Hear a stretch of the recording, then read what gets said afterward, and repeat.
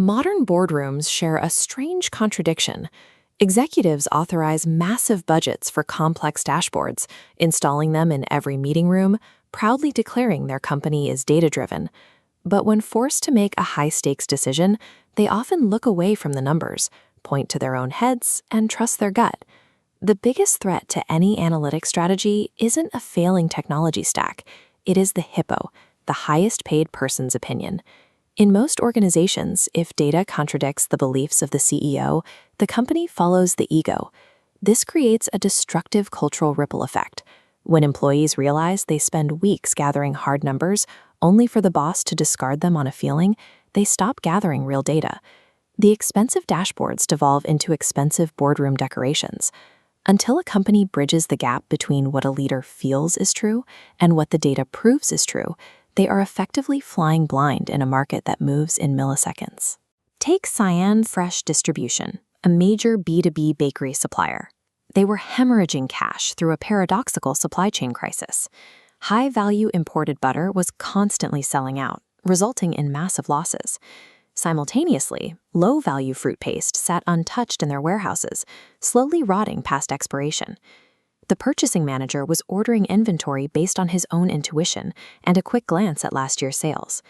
That reliance on the hippo method was actively destroying the company's profit margins, necessitating a forensic data intervention. Business diagnosticians solve supply chain failures by mapping a company's process against the analytics maturity curve, an escalation through 4 distinct steps. This visual shows step 1, descriptive analytics. It simply tells you what happened, like a drop in past sales. This represents the absolute limit of where 90% of companies operate today. Moving up, this chart reveals step 2, diagnostic analytics. By correlating multiple variables, it tells you why something happened. For instance, it shows the butter ran out because a delivery truck broke down. While both of these steps are necessary baseline tools, they act strictly as a rearview mirror. Looking backward is entirely useless for preventing the next inventory crisis at Siam Fresh. This diagram shifts our perspective to step 3, predictive analytics. This model extends the time horizon by mathematically fusing historical data with external variables, like upcoming weather patterns and specific holidays. This specific graph reveals the hidden insight that solved the Siam Fresh mystery. Look at this massive spike in butter demand. It does not occur during the wedding season. It hits exactly 3 weeks prior. The business logic becomes obvious once you see the timeline.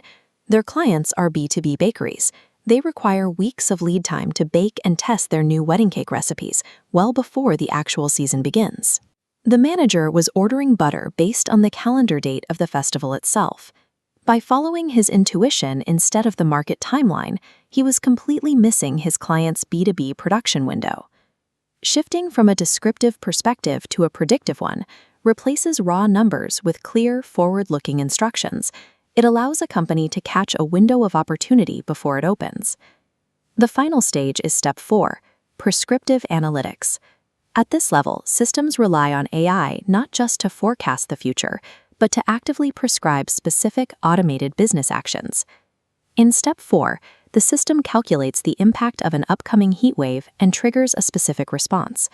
It reroutes 500 units of butter to a specific branch today, while simultaneously discounting fruit paste before the change in weather causes demand to drop. By forcing their purchasing strategy to align with these predictive and prescriptive insights, lost sales dropped to 0, cut spoilage by 40%, and secured massive new profit margins. But let's step away from the algorithms and go back into the boardroom. Even the most advanced predictive model is entirely worthless if the corporate culture rejects objective reality. Implementing these systems requires specific structural changes. First, the input data must be mathematically clean. Second, you have to establish a single source of truth to stop different departments from fighting over conflicting spreadsheets. Third is data democratization.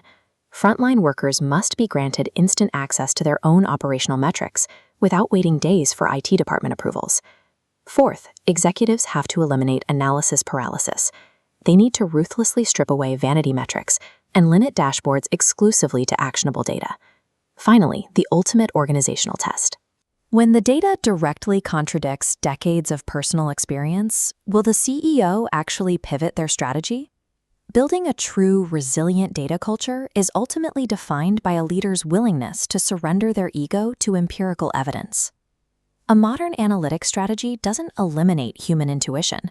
It uses data to mathematically calibrate and verify those hard-earned gut feelings. But crossing the threshold into prescriptive analytics and algorithmic decision-making exceeds human processing capabilities, and that introduces severe new vulnerabilities. Before handing the wheel to an algorithm, companies must master AI governance. Without ethical guardrails, automated systems create